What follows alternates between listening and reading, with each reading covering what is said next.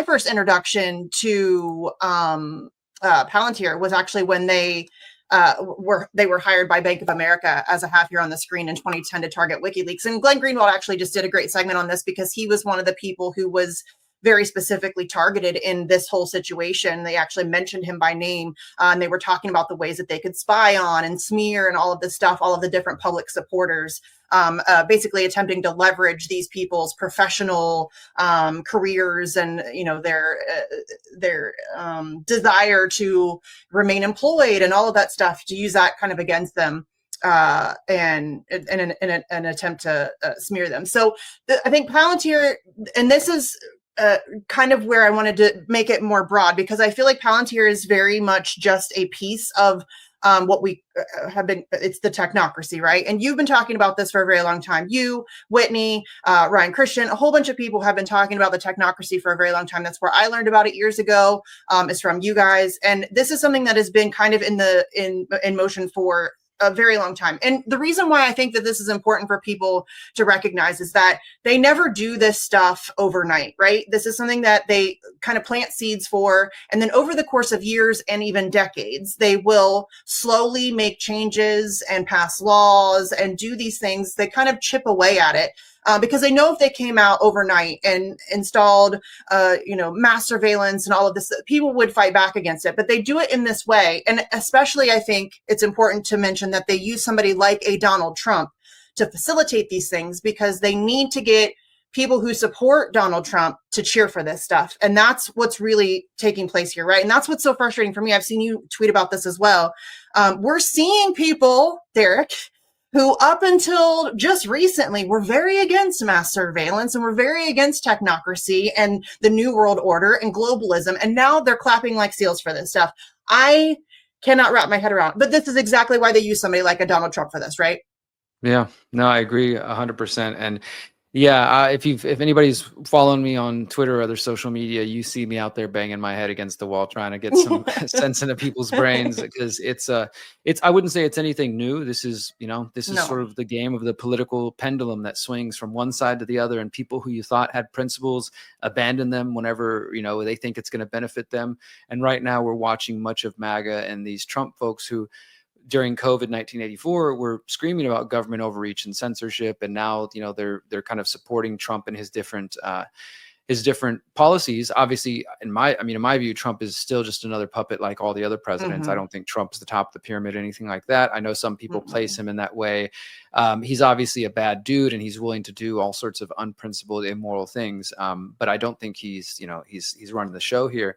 Nevertheless, it is. I've been trying to explain it to people that the way I believe one of the tactics that these folks use, this predator class use, is to present the people, whether that's the United States or on an international scale, or even sometimes just, in smaller situations, with choices where neither of them are good for us. One example of this is the immigration situation, which is obviously the main focus with a lot of people right now, with the LA situation and the way Palantir is being used. But you have a situation where there's clearly has been, some problems with immigration. It's not just crazed right wingers who are saying that, but then at the same time, they do exaggerate a lot. They repeat a lot of false talking points that immigrants are eating your dogs and these kinds of different things. And so you end up with a situation where the right wing watches the Biden years and they're like, this doesn't make sense. I'm seeing, illegal immigrants cause crimes, and those stories are amplified. They're real in some cases, but they're definitely amplified and exaggerated and just, replayed over and over for clickbait. And so for 4 years, people are pumped up with that fear. And all a person like Trump has to do is come along and say, hey, I'm going to be better. I'm going to fix that. And if that means we have to have the biggest deportation operation ever, they're like, yes, finally, the strong man I've been needing is going to come along and save the day. And so his solution is more militarization, surveillance, police state measures. Those of us who are kind of stepping back and watching all of it with a little bit of principle, and I don't, whether you're left, right, center, whatever you identify as, like, we can clearly see this isn't the answer. But at the same time, maybe doing nothing and just, allowing immigration to be used in this way isn't the answer either. And so you kind of get where either alleged solution being presented to us are not going to lead to long-term liberty and a better society that I think many of us are fighting for. But so doing nothing isn't the answer. Embracing tyranny and technocracy isn't the answer. But that's essentially the paths that are being laid out before us. It's like, okay, you can support this side and pretend like everything's fine and there's nothing going on. Or you can support this side and embrace tyranny. And obviously there's a lot of nuance that's lost in those sort of two paths and in this discussions. And I think it's unfortunate because the situation is complex. It's more complex than, you know, a tweet can explain. I know I'm doing my best. I know you're doing your best and others to try to crack through some of that. And of course, it's important to have these conversations. But I just think people, all of us, even those of us who feel like, okay, I've got a handle on the way things are going, need to understand just how deep the psychological manipulation on social media is. You know, what they call Yes.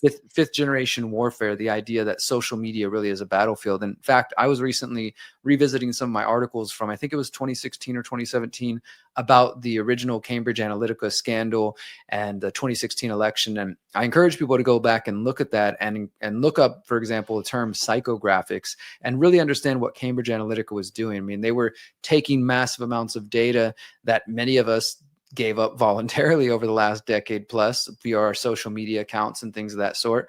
And then they were using that to create profiles and to better understand the population. You know, the most charitable view of this is just to say it's creative marketing. You know, they took information people put out there and they learned how to feed it back to us.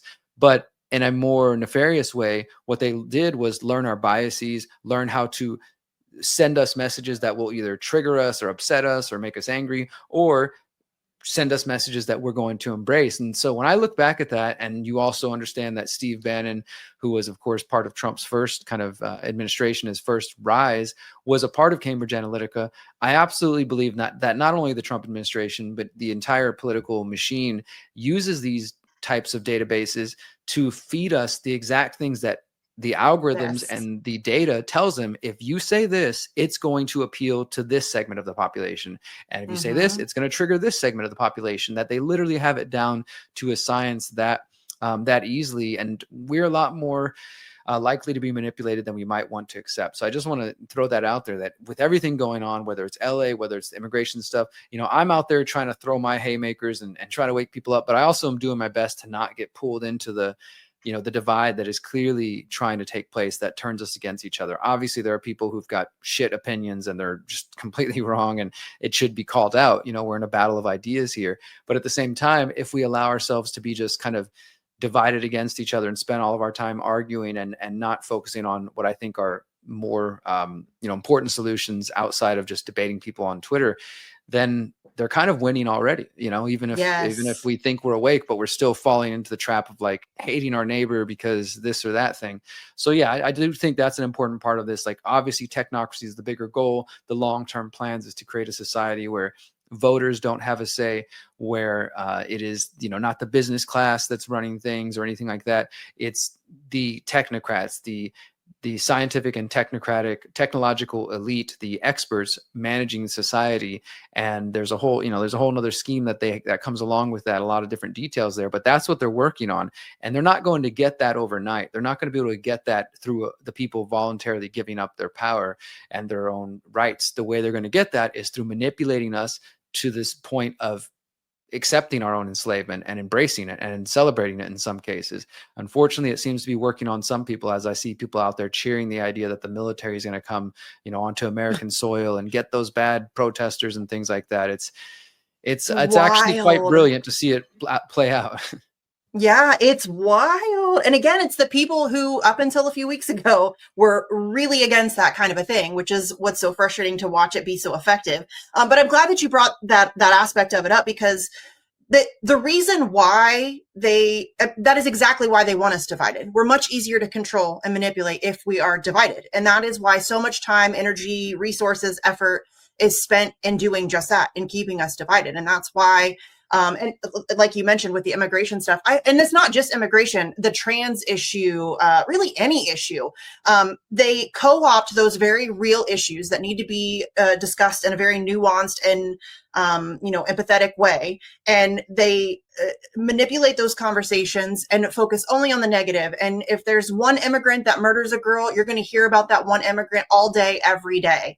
And so that's exactly how they manage these conversations, is by making sure that we are only hearing exactly what we want to hear, or what they want us to hear.